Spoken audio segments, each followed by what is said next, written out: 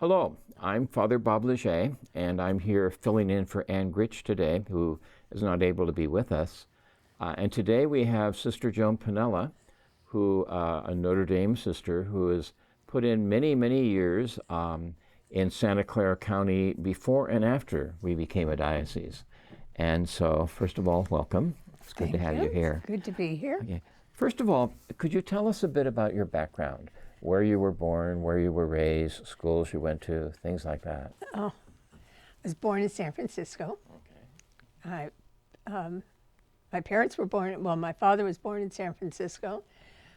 Third generation, I think, for me. Went to Holy Name Church with the Sisters of Mercy for the first 4 years. Spent a better part of a year in Palo Alto at Crescent Park School, having a hard time adjusting to Public school? fluid public school.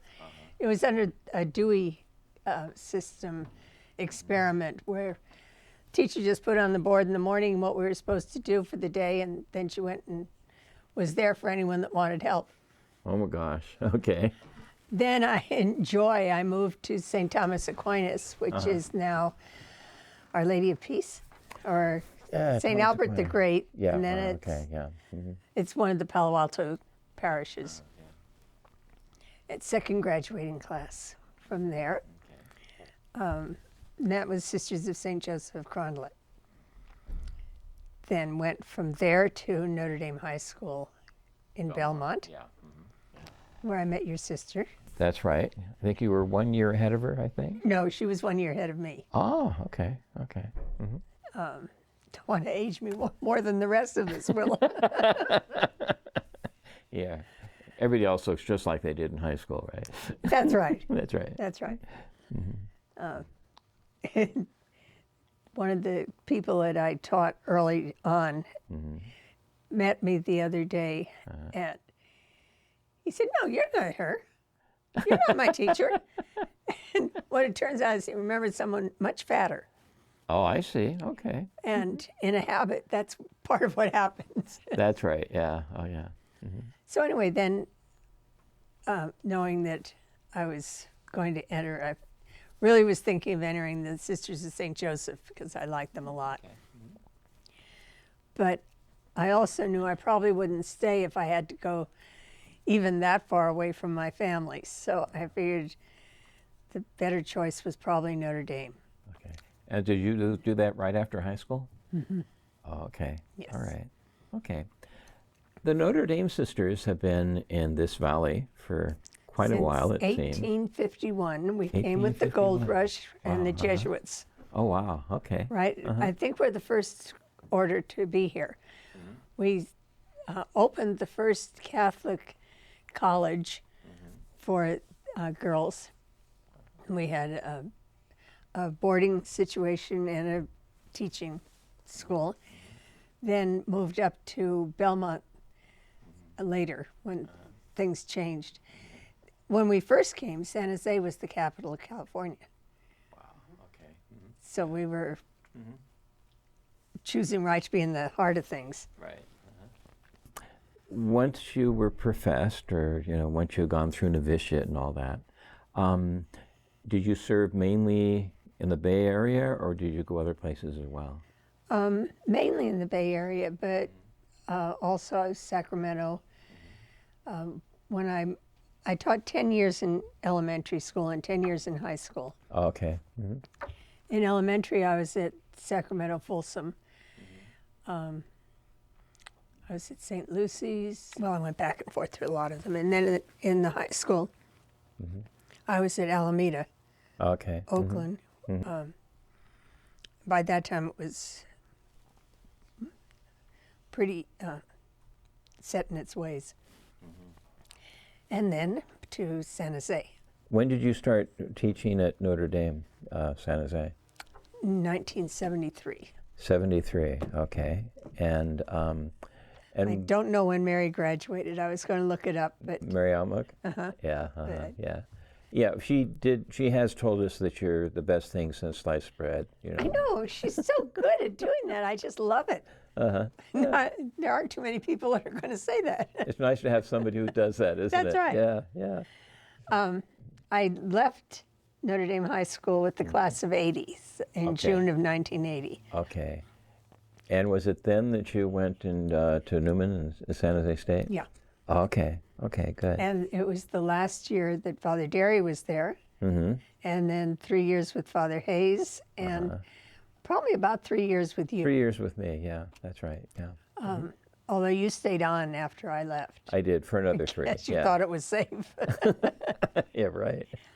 Okay. So you were at San Jose State when the announcement came on January 27th, 1981, that the Diocese of San Jose was being established. Yes. And so, how did you find yourself reacting to that? How did you feel about it? Well, do you remember how I felt at September, late August or September every year at Newman, waiting to see that care package arrive? Of all the new students and what would come of it, that's and right, what did we have to work yeah, with. That's how I felt with the new, because thank you. Yeah.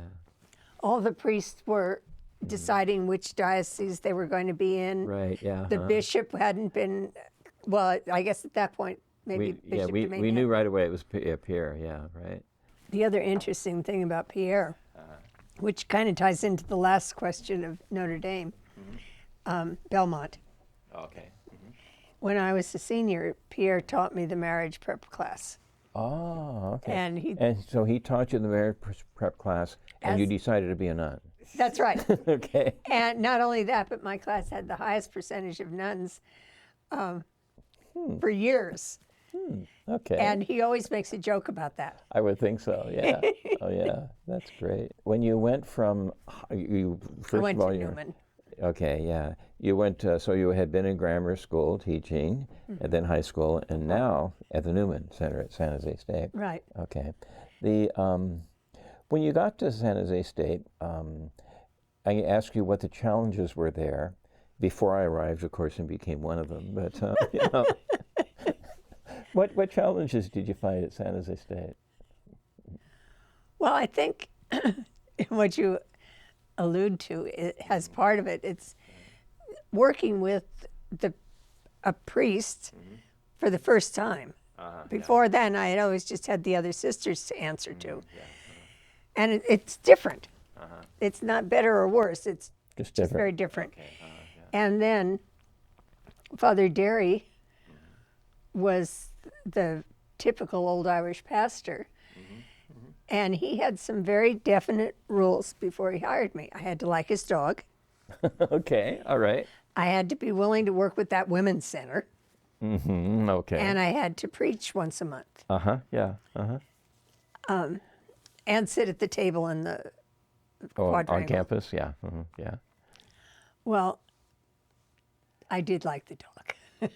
Oh, that's good. That's good. And I would preach once a month.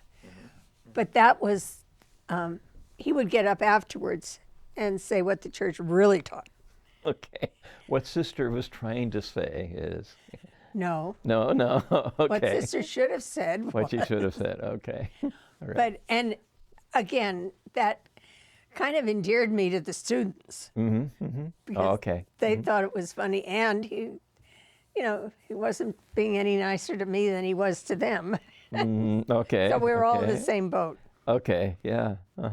Except I didn't always obey quite as well as they did. Okay. I did, therefore, get endeared also to the Women's Center.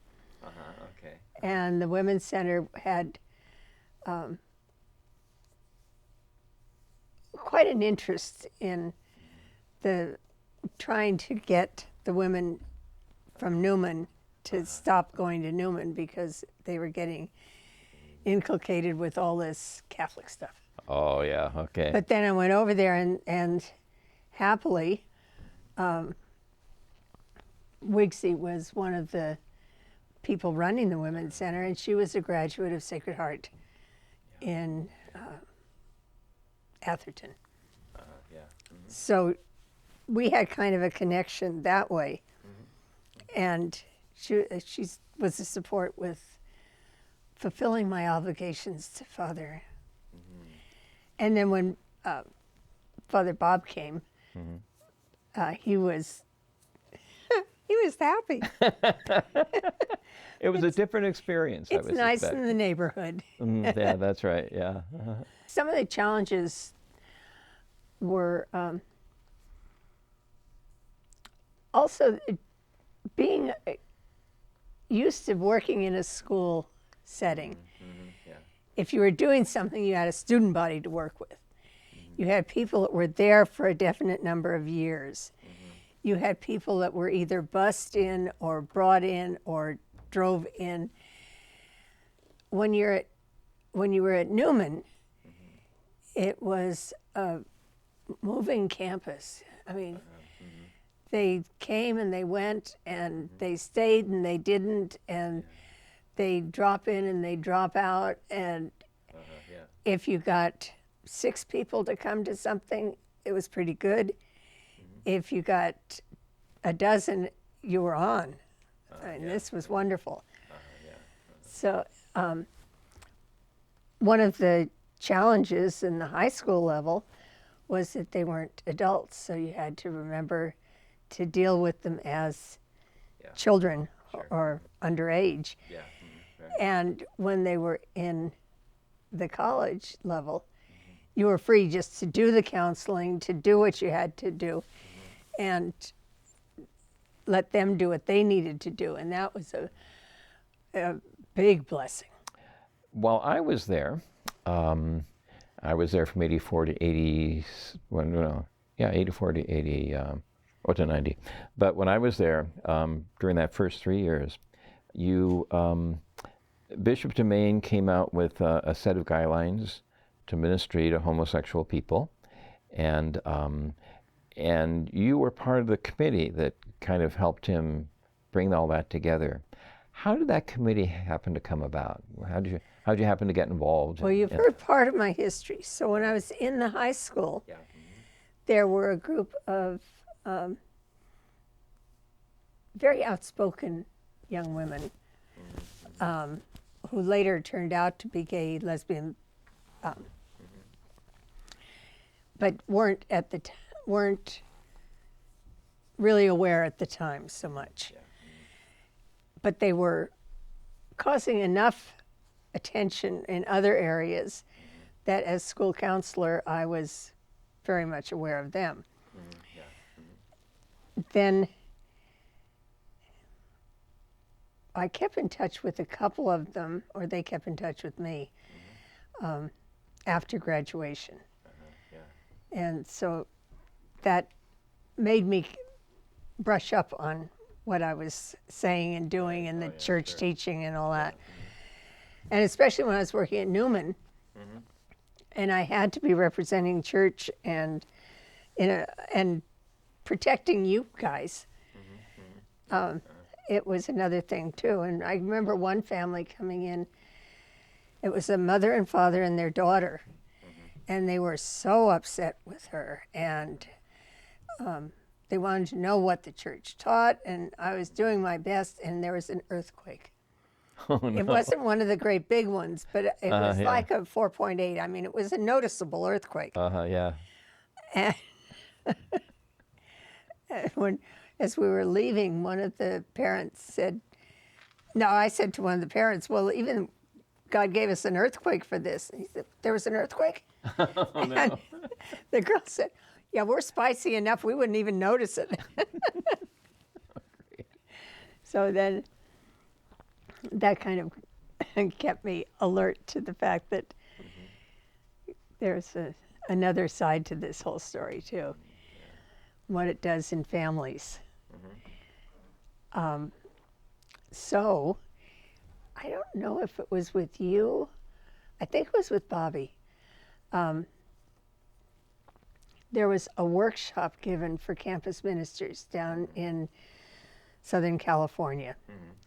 And one of the speakers was Kevin Gordon. He had been on the San Francisco social justice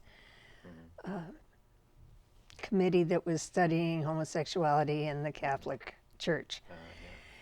And so I went to his workshops and had a couple talks with him at the time, and he became a very handy consultant as I needed questions answered. He was a Christian brother and quite knowledgeable. It was handy. When they finally published their paper that they were presenting to the diocese, under the auspices of the diocese, actually. Okay.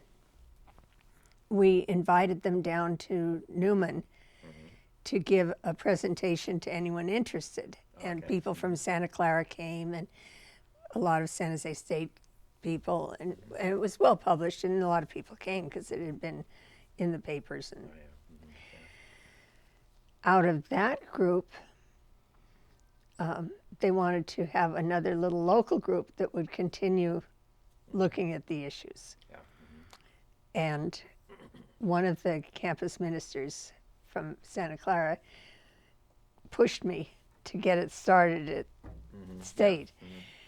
And then at the same time, there's a Marianist priest who wanted to start a dignity group because he knew there was a need for ministry to these people, and he wanted to get it going and needed a place. And Newman was a non-denominational building.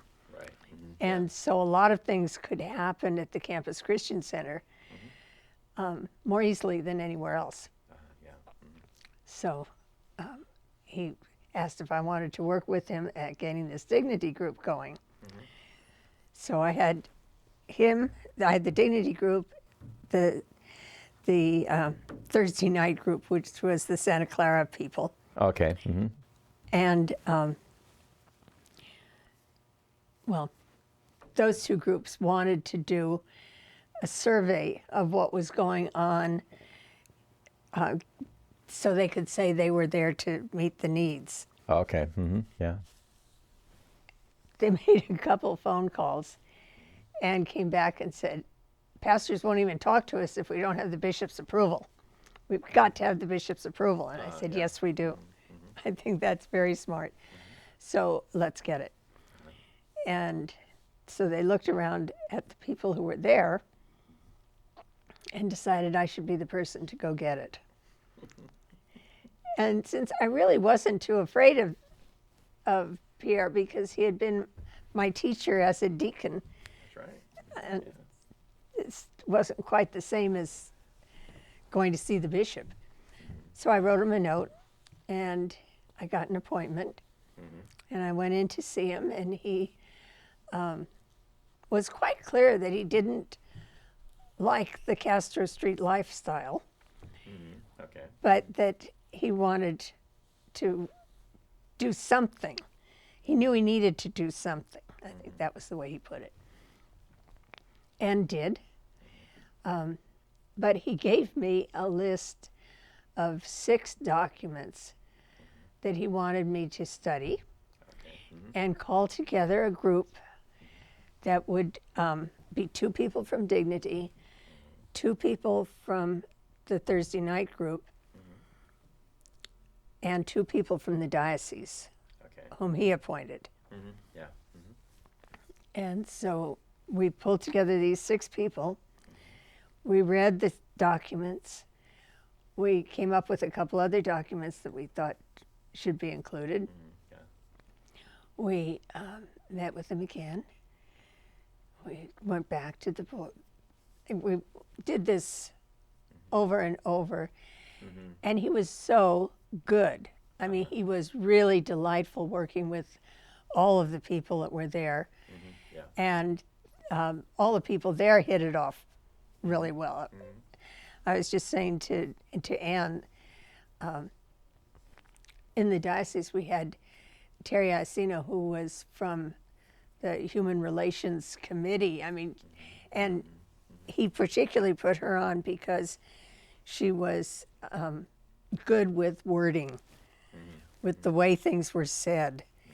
And Father Father, who am I thinking of? Fry. Oh, yeah, okay. Father Fry, because he was well loved and respected by all the priests. Yeah. So he helped move everything toward the to be approved side. Yeah.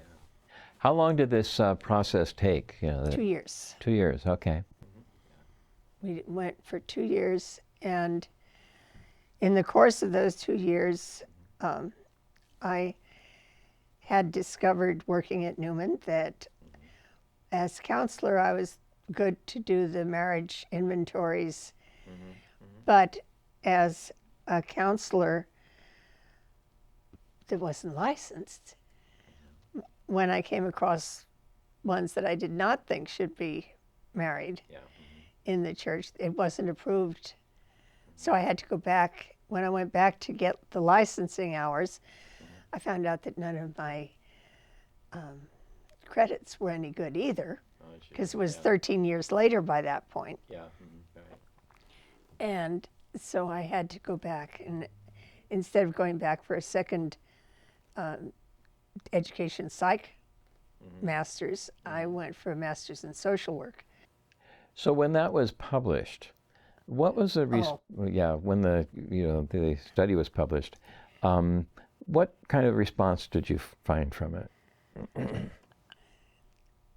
Well, it was a relief that it was published, and it was a relief to the people that had been in the various groups that this had happened.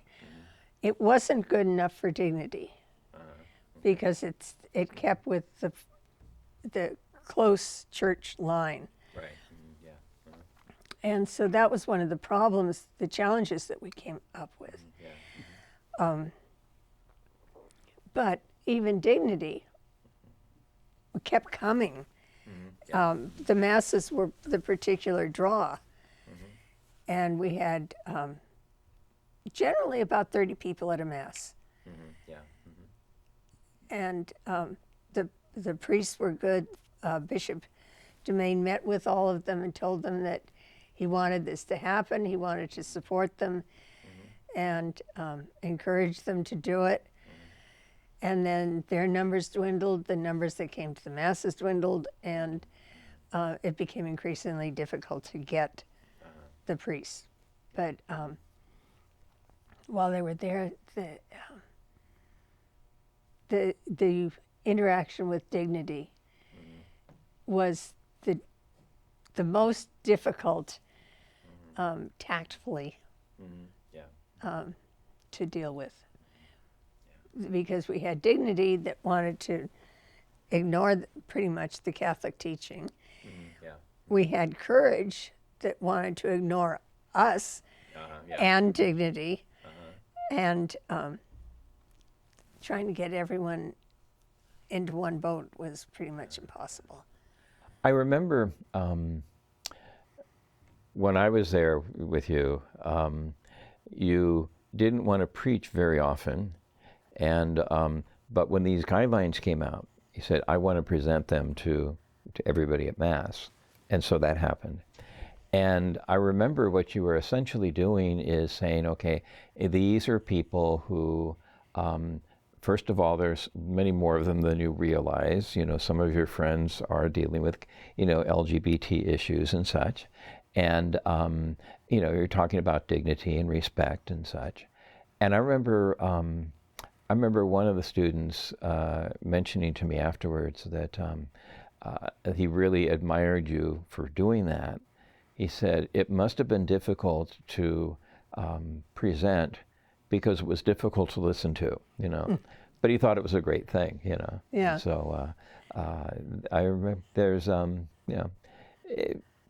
stepping out and speaking about that subject, was rather difficult, especially at that time. Yeah. It was probably easier because I had gone to some of the meetings where people were so cruel and so horrible in the way they spoke about the gay community that I just really wanted to let people know that that these were good people and they were doing their best. Yeah. I went and spoke in a classroom once, and it was that kind of a talk, except I was more self-conscious. The teacher was there the whole time, and I was thinking, who's going to phone who? And when it was over, the girls all left. Teacher came to me in tears, and her husband had just come out to her. Oh, wow. Yeah. And so I thought, and this was the kind of thing that I had brought up, the earthquake story, when I talked to Bishop Domain. That's, I think, where he realized we weren't, not only was I harmless because he had taught this quiet kid that didn't ever. She seemed like such a nice girl. Yeah, that's right. Exactly. Yeah. But then my focus was on the pain and the families. And that has always been the bishop's hope, is that we'd face families more, but that didn't ever get to the point that satisfied me. The group that had basically worked with the bishop, who, essentially authored himself, I think, these guidelines. Yeah. He sat down in one weekend and wrote the guidelines. Now, the group became the Pastoral Resource Committee, right? Mm-hmm. And why did it choose that name? It chose that name because the bishop wanted to see us as a resource to the priests and the parishes and any of the groups that would be wanting to work, because he basically had seen everything that we were using as resources, some of which he had started, some of which he had just approved, some of which we had to give to him. We had to give him an annotated bibliography of everything we used, which was a couple pages long. That ministry is continuing, but not in the same form. Full disclosure, you wound up getting me on that committee eventually. Well, and we used Ann Gritch too. I mean, Ann Gritch, yeah. Called her in when we were having more responsibility for the masses. Yeah. And I had always said, if they won't let me be priest, I don't want to be cleanup lady. Okay. So I always stayed away from being the sacristan. Yeah. So I knew nothing about a lot of any of it. So luckily we got Ann to come in, and she did a great job, and everyone loved her. Okay, So great, good. It was good. And you came in to fill in as one of our chaplains. Yeah. Very brave. The first 3 chaplains died, I think. I mean, it was not a hopeful sign. Yeah, there were not good signs, actually, as I recall. Yeah, matter of fact. On the questions that you gave me to think about ahead of time, it said you were one of the first, if not the first, diocese to inaugurate the ministry. There were 20 dioceses out of 169 that did have some movement towards ministry to the gay and lesbian community. Of that, 20 responded to my first questionnaire, which I sent out when we were just trying to establish something, not to the guidelines point yet. So that was kind of interesting. 169, and we got only 12 responses. And then we did a follow-up when I was doing my thesis to the same people, and we got only 6.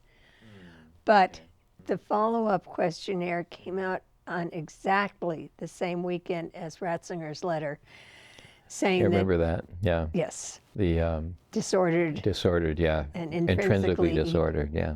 Yeah. Right. So yeah. that was another of the challenges of the first years of ministry. I would think so.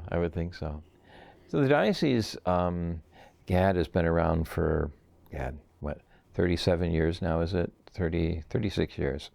And has gone through a lot of changes and such. So, looking at the diocese now, looking back on the ministry that that you did before retirement, we'll get to retirement in a minute. What do you see as the blessings of the diocese, the things that have really gone well, and are there some things you'd like to see, done differently or changed, or are there challenges that we haven't taken up yet? We were talking about how good it was to work with Pierre because he was so pastoral and caring. And we were really blessed by having the same experience with the next bishop, Bishop McGraw. He has been more than helpful. He's met with us on several occasions and continued the work as we continued. So we're very blessed with that. Cool. In general, I think it's changing. I mean, it's changed a couple times, is what I'm thinking. Yeah. In the beginning, it was wonderful with a sense of freedom and creativity and hope. And then there was a period of enjoying all that. Yeah. Things were happening, and we had a lively Newman group. You were saying that they were learning to go out and be active in their parishes. Then there was the season where they did. They went out, they were in their parishes, they were active, and it was a wonderful thing. Yeah. But it left a hole in Newman. Yeah, right. And so that kind of quieted down. As far as the gay ministry, they got accepted in a lot of parishes. They felt better about themselves. The laws changed. They could marry. Yeah. The challenges still stayed. They weren't totally accepted. Yeah. The gay marriage is not accepted. They're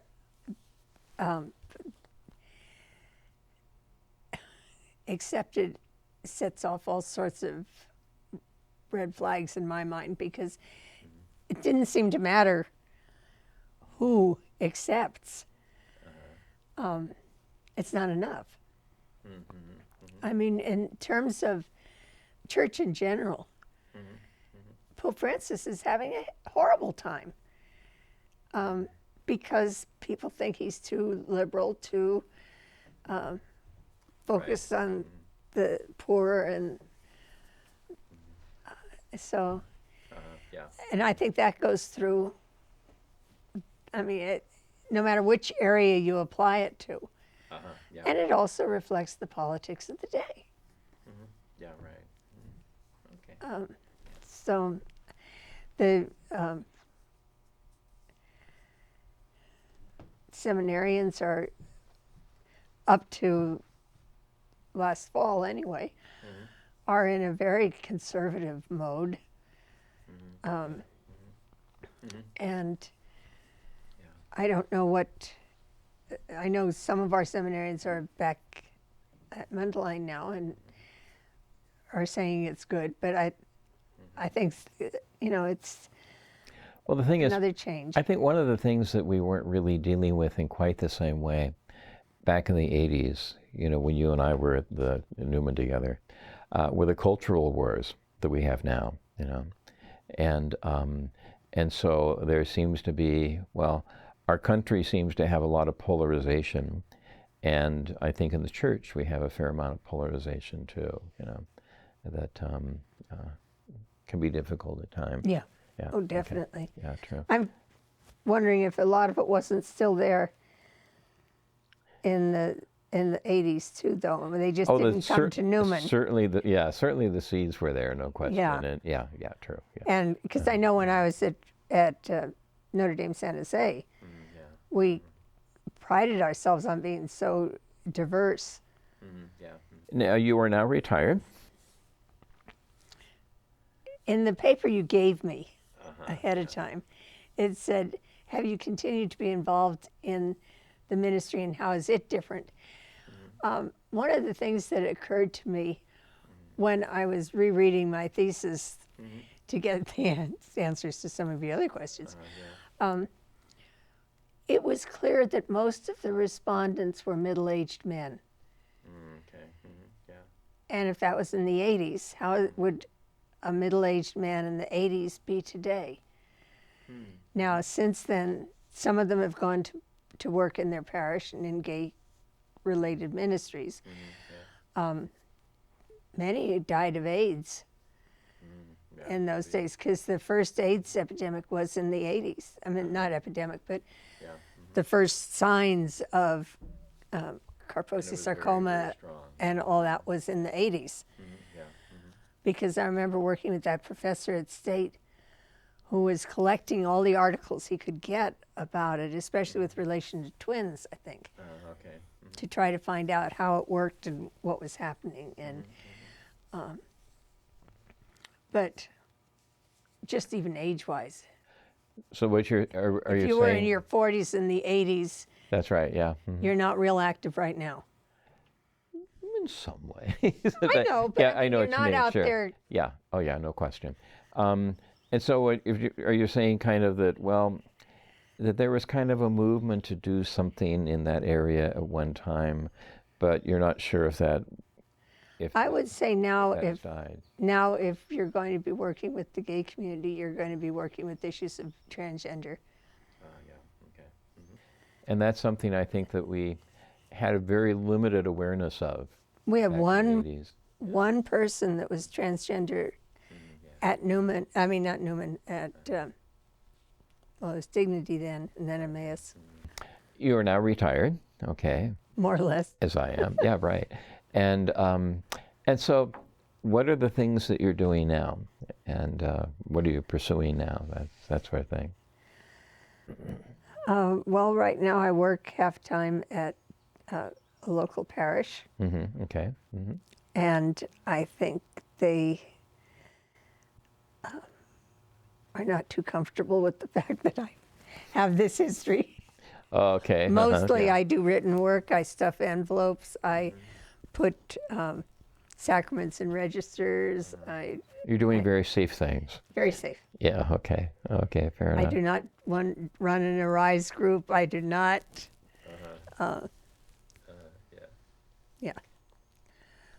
You were also at one point. You're kind of overseeing or taking care of in some ways other retired sisters who, I guess, had reached the stage where they needed, some assistance and. Well, in between, I worked at a community hospital for 15 years. Okay. While I was working at Newman, I was managing apartments. And so the powers that be in the Sisters of Notre Dame thought I would be wonderful to run the retirement center that was just opening at Belmont. Okay. So I spent another 7 years there. Okay. And